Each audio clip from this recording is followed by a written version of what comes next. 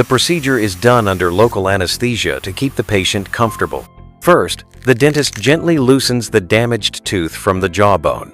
Specialized instruments are used to carefully remove the tooth without harming the surrounding bone or gums.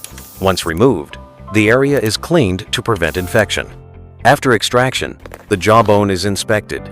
If needed, the area is shaped or prepared to support the implant. In some cases, bone graft material may be placed to strengthen the bone before implant placement. A small hole is created in the jawbone. A titanium dental implant is then inserted into this space. This implant acts as an artificial tooth root and is positioned securely within the bone. Once healing is complete, a small connector called an abutment is attached to the implant. This piece connects the implant to the final tooth crown. Finally, a custom-made dental crown is placed on top of the abutment. The crown is shaped and colored to match natural teeth, restoring normal appearance and chewing function.